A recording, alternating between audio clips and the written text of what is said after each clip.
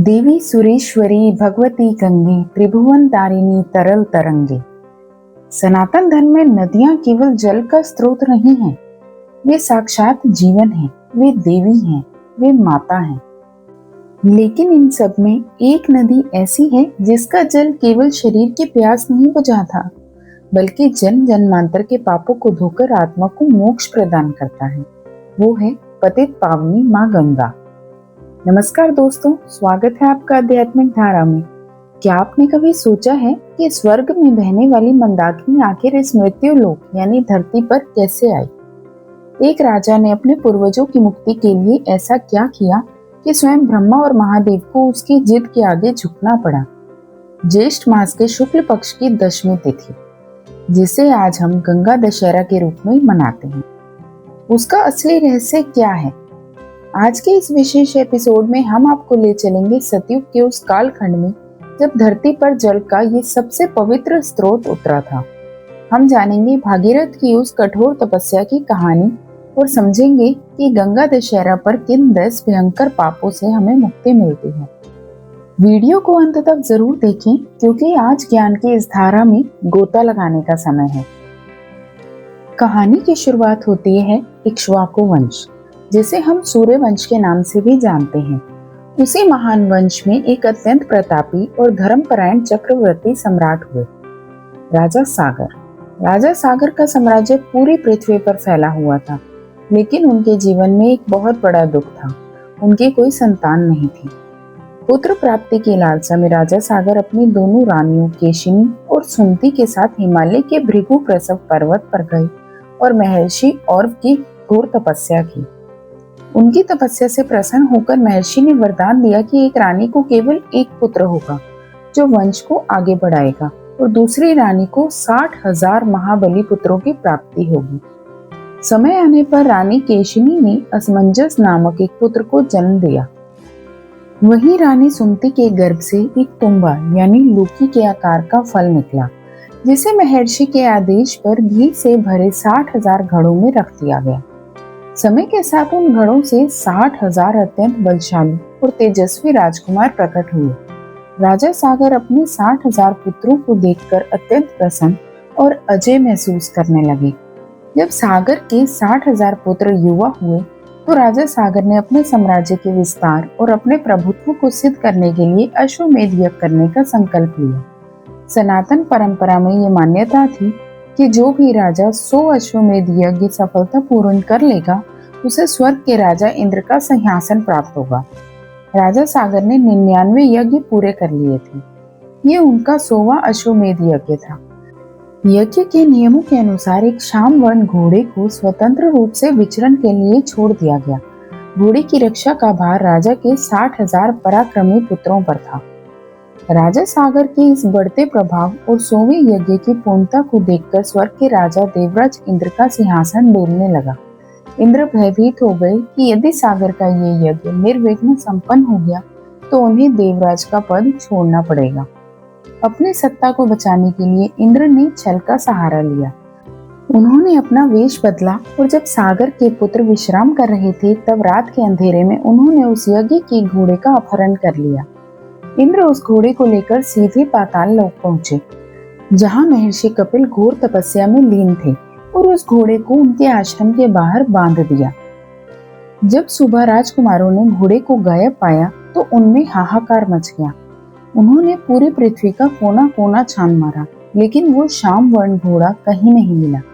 जब वे खाली हाथ अपने पिता के पास लौटे तो राजा सागर ने क्रोधित होकर आदेश दिया, घोड़ा खोज कर लाओ, चाहे इसके लिए तुम्हें पाताल ही क्यों ना खोजना पड़े। पिता की आज्ञा पाकर 60,000 अभिमानी पुत्रों ने अपने हथियारों से पृथ्वी का सीना चीरना शुरू कर दिया। वे इतनी गहराई तक खोजते चले गए कि पाताल लोक तक जाने का मार्ग बन गया। उनके द्वारा खोदे गए इस विशाल गड्ढे में जब जल भरा तो उसी विशाल जल राशि को सागर नाम दिया गया, क्योंकि इसका निर्माण सागर के पुत्रों ने किया था। पाताल लोक में दिशाओं की रक्षा करने वाले दिग्गज हाथियों से पूछते हुए वे 60,000 राजकुमार अंततः महर्षि कपिल के आश्रम तक जा पहुंचे। महर्षि कपिल साक्षात भगवान विष्णु के अंश अवतार थे, जो वहां योगों से समाधि लगाए बैठे थे। राजकुमारों ने देखा कि उनके यज्ञ का घोड़ा महर्षि कपिल के पास ही बंधा हुआ है। अपने पिता की शक्ति और अपनी संख्या के अहंकार में अंधे हो चुके सागर के पुत्र ये भूल गए कि वे एक सिद्ध संत के आश्रम में खड़े हैं। उन्होंने अट्टहास करते हुए शोर मचाना शुरू कर दिया। यही है वो पाखंडी चोर, ध्यान का नाटक कर रहा है। इसी ने हमारे घोड़े को चुराया है, इसे मार डालो। ऐसा कहकर उन 60,000 पुत्रों ने अपने अस्त्र शस्त्र उठा लिए और महर्षि कपिल की ओर दौड़े। इस भीषण कोलाहल और अपमान से महर्षि कपिल की युगों लंबी समाधि टूट गई। जैसे ही महर्षि कपिल ने अपनी आंखें खोली, उनके तपोबल और अपमान के कारण उत्पन्न हुए भयंकर क्रोध से उनके नेत्रों से एक प्रलयकारी ज्वाला प्रकट हुई। ये अग्नि इतनी प्रचंड थी कि सागर के उन 60,000 बलशाली पुत्रों को संभलने का मौका तक नहीं मिला। पलक झपकते ही चीखते चिल्लाते हुए वे 60,000 राजकुमार उसी क्रोध अग्नि में जलकर भस्म हो गए। उनका सारा अहंकार, उनकी सारी शक्ति चंद पलों में राख के ढेर में तब्दील हो गई। पाताल लोक में अब केवल सन्नाटा था और उन 60,000 राजकुमारों की राख, जो अब श्रापित होकर प्रेत योनि में भटकने के लिए अभिशप्त हो चुके थे। उनका मोक्ष अब तभी संभव था जब स्वर्ग से स्वयं मां गंगा उस राख को स्पर्श करे। जब राजा सागर को अपने 60,000 पुत्रों के भस्म होने का कोई समाचार नहीं मिला, तो उन्होंने अपने तेजस्वी पौत्र अंशुमान को उनकी खोज में भेजा। अपने चाचाओं के पद चिन्हों पर चलते हुए अंशुमान पाताल लोक में महर्षि कपिल के आश्रम पहुंचा। वहां उसने अपने यज्ञ के घोड़े को बंधा हुआ देखा, लेकिन उसके पास ही राख के विशाल ढेर थे। अंशुमान समझ गया कि उसके पूर्वज मुनि के श्राप का शिकार हो चुके हैं। वो अत्यंत दुखी होकर अपने पूर्वजों के तर्पण के लिए जल खोजने लगा। तभी वहां पक्षी राज गरुड़, जो सागर के पुत्रों के मामा थे, प्रकट हुए। गरुड़ जी ने अंशुमान से कहा, हे पुत्र, तुम्हारे पूर्वज एक सिद्ध मुनि के क्रोध की अग्नि में जले हैं, इसलिए लौकिक जल से इनका तर्पण नहीं हो सकता। इन्हें मोक्ष तभी मिलेगा जब स्वर्ग में बहने वाली देवी गंगा का पवित्र जल इस भस्म को स्पर्श करेगा। अंशुमान उस घोड़े को लेकर वापस अयोध्या लौट आए। राजा सागर ने अपना 100वां अश्वमेध यज्ञ पूर्ण तो किया, लेकिन अपने 60,000 पुत्रों की मृत्यु के शोक में उन्होंने प्राण त्याग दिए। इसके बाद राजा अंशुमान ने राजपाट संभाला। जब उनका पुत्र दिलीप बड़ा हुआ, तो अंशुमान हिमालय की कंदराओं में चले गए और मां गंगा को धरती पर लाने के लिए जीवन भर घोर तपस्या की, लेकिन वे सफल नहीं हो सके। उनके बाद राजा दिलीप ने भी अपने पूर्वजों की मुक्ति के लिए कठोर तप किया, किंतु गंगा को प्रसन्न करने में वे भी असफल रहे और स्वर्ग से धार गए। 2 पीढ़ियां बीत चुकी थी, लेकिन सागर के 60,000 पुत्र अभी भी पाताल लोक में प्रेत बनकर भटक रहे थे। अब इक्ष्वाकु वंश का ये भारी दायित्व आया राजा दिलीप के पुत्र महान और दृढ़ निश्चयी राजा भगीरथ के कंधों पर। भगीरथ जानते थे कि जिस कार्य में उनके पिता और पितामह असफल रहे, वो असंभव के समान है, लेकिन भागीरथ की रगों में सूर्य वंश का रक्त था। उन्होंने भीषण प्रतिज्ञा की कि जब तक मैं अपनी मां गंगा को इस धरती पर नहीं ले आता, तब तक मैं अयोध्या वापस नहीं लौटूंगा। अपना पूरा साम्राज्य अपने योग्य मंत्रियों को सौंपकर युवा भागीरथ हिमालय के गोकर्ण तीर्थ की ओर निकल पड़े और वहां उन्होंने परमपिता ब्रह्मा जी की कठोर तपस्या आरंभ की। गोकर्ण तीर्थ में भागीरथ ने अपने शरीर और मन को योग की भट्टी में तपाना शुरू किया। उनकी तपस्या सामान्य नहीं थी। उन्होंने पंच अग्नि तप किया, जहाँ चिलचिलाती धूप में चारों ओर आग जलाकर वे ध्यान करते थे और भीषण सर्दियों में बर्फीले जल में खड़े रहते थे। पहले उन्होंने अन्न छोड़ा, फिर जल छोड़ा, फिर सूखे पत्ते खाकर जीवित रहे और अंत में उन्होंने केवल वायु पीकर अपना जीवन धारण कर लिया। कई 100 वर्षों तक भागीरथ अपने दोनों हाथ ऊपर किए केवल एक पैर के अंगूठे पर खड़े होकर ओंकार का जप करते रहे। उनके तप की ऊर्जा से पूरा ब्रह्मांड तपने लगा। देवता घबरा गए। अंततः सृष्टिकर्ता भगवान ब्रह्मा को अपने हंस पर सवार होकर भागीरथ के समक्ष आना ही पड़ा। परमपिता ब्रह्मा ने प्रसन्न होकर कहा, हे भागीरथ, तुम्हारे इस अकल्पनीय तपोबल से मैं अत्यंत प्रसन्न हूँ। मांगो, क्या वरदान चाहते हो? भगीरथ ने अश्रुपूर्ण नेत्रों से हाथ जोड़कर कहा, हे प्रभु, यदि आप मेरी तपस्या से संतुष्ट हैं, तो कृपा करके देवी गंगा को मृत्यु लोक पर भेज दें, ताकि उनके जल के स्पर्श से मेरे 60,000 पूर्वजों की राख पवित्र हो सके और उन्हें मोक्ष प्राप्त हो। ब्रह्मा जी ये सुनकर गंभीर हो गए। उन्होंने कहा, वत्स भागीरथ, मैं तुम्हारी इच्छा पूर्ण कर दूंगा। मैं गंगा को पृथ्वी पर जाने का आदेश दे दूंगा, परंतु क्या तुमने इसके विनाशकारी परिणामों के बारे में सोचा है? स्वर्ग की नदी गंगा का वेग इतना प्रचंड है कि जब वे सीधे अंतरिक्ष से पृथ्वी पर गिरेंगी तो पृथ्वी उनके धक्के को नहीं सह पाएगी। पृथ्वी का सीना फट जाएगा और वो रसातल यानी पाताल में चली जाएगी। पूरे ब्रह्मांड में केवल एक ही शक्ति है जो गंगा के इस प्रलयकारी वेग को संभाल सकती है, और वो है देवों के देव महादेव। तुम्हें भगवान शिव को प्रसन्न करना होगा ताकि वे गंगा को अपनी जटाओं में धारण कर सकें। जब स्वर्ग में बैठी देवी गंगा को ये पता चला कि उन्हें पृथ्वी पर जाना है, तो उनके भीतर भारी अहंकार उत्पन्न हो गया। गंगा ने अपने मन में सोचा, मैं स्वर्ग की सबसे शक्तिशाली जलधारा हूँ। ये भगीरथ क्या सोचता है? जब मैं अपने पूरे वेग के साथ आकाश से नीचे गिरूंगी तो मेरा वेग इतना अधिक होगा कि मैं शिव सहित पूरी पृथ्वी को चीरती हुई पाताल लोक तक बहा ले जाऊंगी। कोई मुझे रोक नहीं पाएगा। गंगा को अपने जल के वेग पर अत्यधिक घमंड था, लेकिन वे भूल गई थी कि वे जिसके पास जा रही हैं वे स्वयं महाकाल हैं। और अब भगीरथ की दूसरी तपस्या आरंभ होने वाली थी, भगवान शिव को मनाने की तपस्या। ब्रह्मा जी की चेतावनी के बाद भगीरथ ने अपना ध्यान देवों के देव महादेव की ओर लगाया। भगवान शिव भोलेनाथ हैं, जो सच्ची श्रद्धा से बहुत जल्दी प्रसन्न हो जाते हैं। भगीरथ की निस्वार्थ और अटल भक्ति ने महादेव के हृदय को पिघला दिया। भगवान शिव ने भगीरथ की प्रार्थना स्वीकार कर ली और गंगा के उस प्रलयकारी वेग को अपनी जटाओं में धारण करने के लिए तैयार हो गए। वो ऐतिहासिक दिन था ज्येष्ठ मास के शुक्ल पक्ष की 10वीं तिथि। उधर स्वर्ग में अहंकार में चूर देवी गंगा ने अपना सबसे भयानक और प्रचंड रूप धारण कर लिया। आकाश में भयंकर गर्जना हुई, बिजली कड़कने लगी। तीनों लोग गंगा के उस प्रलयकारी जल प्रताप की गर्जना से कांप उठे। गंगा को अपने वेग पर इतना घमंड था कि उन्होंने सोचा, आज मैं इस महादेव को भी अपने साथ बहाकर सीधे पाताल ले जाऊंगी। एक महाविनाशक जलधारा के रूप में गंगा सीधे आकाश से भगवान शिव के सिर की ओर गिरी।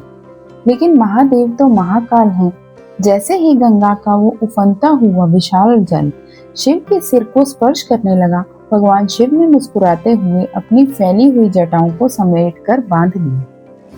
शिव की जटाएं कोई साधारण बाल नहीं थे, वे पूरे ब्रह्मांड और अनंत अंतरिक्ष का प्रतीक थी। जल उन जटाओं के भीतर प्रवेश तो कर गई, लेकिन उन्हें बाहर निकलने का कोई मार्ग ही नहीं मिला। जो गंगा शिव को बहा ले जाने का अहंकार लेकर आई थी, वे उन जटाओं के चक्रव्यूह में एक छोटा सा जल धारा बनकर गोल गोल घूमने लगी। वर्षों बीत गए, लेकिन गंगा की एक बूंद भी धरती पर नहीं गिरी। माँ गंगा का सारा अहंकार टूटकर चूर चूर हो गया। उन्हें अपनी भूल का एहसास हुआ और उन्होंने मन ही मन महादेव से क्षमा मांगी। जब भगीरथ ने देखा कि गंगा तो धरती पर आई ही नहीं, तो वे अत्यंत व्याकुल हो गए। उन्होंने पुनः भगवान शिव की स्तुति की, हे प्रभु, गंगा का अहंकार नष्ट हो चुका है, कृपया मेरे पूर्वजों के मोक्ष के लिए उन्हें मुक्त करें। तब दयालु महादेव ने अपनी जटाओं का एक छोटा सा हिस्सा खोला और गंगा को बिंदु सरोवर में छोड़ा। भगवान शिव की जटाओं से निकलने के कारण ही माँ गंगा को दुनिया में जटा शंकरी के नाम से जाना गया। बिंदु सरोवर से माँ गंगा 7 धाराओं में बट गई। इनमें से एक मुख्य जलधारा भगीरथ के रथ के पीछे पीछे चल पड़ी। भगीरथ आगे आगे मार्ग दिखाते जा रहे थे और माँ गंगा अपने कलकल निनाद के साथ उनके पीछे पीछे बह रही थी। इसी कारण इस महान नदी को भागीरथ ही कहा गया। धरती पर गंगा के इस अवतरण की पूरी प्रकृति खिल उठी, लेकिन भगीरथ की ये यात्रा अभी वे बाधाओं से मुक्त नहीं थी। मार्ग में चलते हुए गंगा का प्रचंड जल महर्षि जहनु के आश्रम की ओर मुड़ गया। महर्षि जहनु उस समय एक महायज्ञ कर रहे थे। गंगा के तेज बहाव से उनका पूरा आश्रम जलमग्न हो गया और यज्ञ सामग्री बह गई। इस विघ्न को देखकर महर्षि जहनु अत्यंत क्रोधित हो गए। अपने तपोबल से उन्होंने गंगा के संपूर्ण जल को अपनी हथेली में लिया और एक ही घुट में आचमन करके पूरी नदी को सोख लिया। भागीरथ ने पीछे मुड़कर देखा तो गंगा वहां से गायब थी। उनकी पीढ़ियों की तपस्या जल भर में फिर शून्य हो गई। भगीरथ और स्वर्ग के सभी देवता महर्षि जैनु के चरणों में गिर पड़े। उन्होंने महर्षि को भागीरथ के महान उद्देश्य और सागर के 60,000 पुत्रों के मोक्ष की कथा सुनाई। तब महर्षि जैनु का क्रोध शांत हुआ। उन्होंने अपनी दाहिनी जांघ को चीरकर मां गंगा को पुनः बाहर निकाल दिया। चूंकि गंगा ने महर्षि जैनु के शरीर से दोबारा जन्म लिया था, इसलिए उन्हें महर्षि जैनु के पुत्री माना गया और उनका एक नया नाम पड़ा जाह्नवी। अंततः सभी बाधाओं को पार करते हुए भगीरथ मां गंगा को लेकर उस गहरे मार्ग से पाताल लोक में महर्षि कपिल के आश्रम तक जा पहुंचे। वहां युगों से श्रापित सागर के 60,000 पुत्रों की राख पड़ी हुई थी। जैसे ही मां गंगा की परम पवित्र लहरों ने उस भस्म को स्पर्श किया, एक अद्भुत चमत्कार हुआ। मुनि का वो भयंकर श्राप तुरंत टूट गया। उन राख के ढेरों में से 60,000 आत्माएं दिव्य और तेजोमय शरीरों में प्रकट हुई। उन सभी ने हाथ जोड़कर मां गंगा और अपने वंशराज भगीरथ को प्रणाम किया। भगीरथ की आंखों से खुशी के आंसू बह रहे थे। अपने पूर्वजों को देव विमानों में बैठकर वैकुंठ लोक जाते देख भगीरथ का जीवन सफल हो गया। इक्ष्वाकु वंश का वो कलंक हमेशा के लिए धुल गया और मां गंगा वहां से आगे बढ़कर विशाल सागर में विलीन हो गई। वो दिन जब मां गंगा ने धरती के कण कण और पाताल को अपने पवित्र जल से सींचा, ज्येष्ठ शुक्ल दशमी का दिन था और यही कारण है कि ये दिन पूरे ब्रह्मांड में गंगा दशहरा के महान पर्व के रूप में अमर हो गया। जय मां गंगा। अब आप सोच रहे होंगे कि इस पर्व का नाम गंगा दशहरा क्यों है। यहाँ दशहरा शब्द 2 शब्दों से बना है। दश यानी 10 और हरा यानी हरने वाला या नष्ट करने वाला। स्कंद पुराण और भविष्य पुराण के अनुसार जिस दिन मां गंगा धरती पर अवतरित हुई, उस दिन 10 दुर्लभ शुभ योग बन रहे थे। माना जाता है कि गंगा दशहरा के दिन मां गंगा के पवित्र जल में स्नान करने से मनुष्य के 10 प्रकार के भयंकर पाप धुल जाते हैं। आइए जानते हैं आध्यात्मिक दृष्टि से ये 10 पाप कौन से हैं जिन्हें हम जाने अनजाने में कर बैठते हैं। इन 10 पापों को 3 श्रेणियों में बांटा गया है। कायिक यानी शारीरिक, वाचिक यानी वाणी के और मानसिक यानी मन के। पहला पाप है चोरी करना। दूसरा, शास्त्रों के विरुद्ध हिंसा करना या किसी निर्दोष को शारीरिक कष्ट देना। तीसरा, पराई स्त्री या पुरुष के साथ अनुचित संबंध बनाना। चौथा, कटु या कठोर वचन बोलना जिससे किसी का हृदय दुखे। पांचवा, असत्य या झूठ बोलना। छठा, पीठ पीछे किसी की बुराई या चुगली करना। सातवां, बिना कारण व्यर्थ की बकवास या प्रलाप करना। आठवां, दूसरे के धन या संपत्ति को हड़पने की इच्छा मन में रखना। नौवां, मन ही मन किसी का बुरा चाहना या ईर्ष्या करना। 10वां, गलत बातों या मिथ्या धारणाओं पर विश्वास करना जैसे नास्तिकता या धर्म का अपमान। सनातन धर्म कहता है कि यदि कोई व्यक्ति गंगा दशहरा के दिन सच्चे मन से पश्चाताप करे और गंगा में या घर पर ही नहाने के पानी में गंगा जल मिलाकर स्नान करे तो मां गंगा इन 10 प्रकार के पापों को हर लेती है। अब बात करते हैं कि गंगा दशहरा के दिन हमें क्या करना चाहिए। इस दिन प्रातः काल उठकर किसी पवित्र नदी, विशेषकर गंगा जी में स्नान करने का बहुत बड़ा महत्व है। यदि आप गंगा घाट तक नहीं जा सकते तो निराश ना हो। अपने घर पर ही स्नान के जल में थोड़ा सा गंगा जल मिला लें और ओम नमो भगवती हिली हिली मिली मिली गंगे माँ पावे पाए पे स्वाहा या फिर हर हर गंगे का स्मरण करते हुए स्नान करें। इस दिन 10 की संख्या का बहुत बड़ा महत्व है। माँ गंगा की पूजा में 10 प्रकार के फूल, 10 प्रकार के फल, 10 दिए, 10 प्रकार के नैवेद्य और 10 पान के पत्ते अर्पित करने का विधान है। ज्येष्ठ का महीना भीषण गर्मी का होता है, इसलिए इस दिन जल का दान सबसे बड़ा दान माना गया है। मिट्टी के घड़े में पानी भरकर उस पर खरबूजा, चीनी या गुड़ रखकर किसी ब्राह्मण या जरूरतमंद को दान करें। इसके अलावा गर्मी से राहत देने वाली चीजें जैसे छाता, हाथ का पंखा और सूती वस्त्रों का दान करने से पितरों को शांति मिलती है और घर में सुख समृद्धि आती है। माँ गंगा ने सदियों से इस भारत भूमि को सींचा है। वैज्ञानिक भी मानते हैं कि गंगा के जल में बैक्टीरियोफेज नाम का वायरस पाया जाता है, जो हानिकारक बैक्टीरिया को खा जाते हैं। इसी कारण गंगा जल कभी खराब नहीं होता। ये केवल श्रद्धा नहीं, विज्ञान भी है। लेकिन दोस्तों, जो माँ हमारे पाप और हमारी गंदगी धो रही है, क्या आज हम इंसान उसकी पवित्रता का ध्यान रख रहे हैं? भगीरथ ने गंगा को धरती पर लाने के लिए तपस्या की थी। आज हमें अपनी इस जीवनदायिनी नदी को प्रदूषण से बचाने के लिए तपस्या करनी होगी। इस गंगा दशहरा पर आइए केवल शरीर के पाप ही नहीं, बल्कि अपनी सोच को भी स्वच्छ करें। संकल्प लें कि हम कभी भी माँ गंगा या किसी भी जल स्रोत में प्लास्टिक या कूड़ा नहीं फेंकेंगे। यही भगीरथ और माँ गंगा के प्रति हमारी सच्ची श्रद्धांजलि होगी। आपको राजा भगीरथ और माँ गंगा की ये कथा कैसी लगी, हमें कमेंट्स में हर हर गंगे लिखकर जरूर बताएं। अगर आपको आध्यात्मिक धारा की ये प्रस्तुति पसंद आई हो तो इस वीडियो को लाइक करें और अपने परिवार और दोस्तों के साथ शेयर करें। और ऐसे ही ज्ञानवर्धक, पौराणिक और आध्यात्मिक रहस्यों को जानने के लिए हमारे चैनल को सब्सक्राइब करना ना भूलें। माँ गंगा आप सभी के जीवन को सुख, शांति और पवित्रता से भर दे। मिलते हैं अगले वीडियो में, तब तक के लिए जय श्री राम, हर हर गंगे।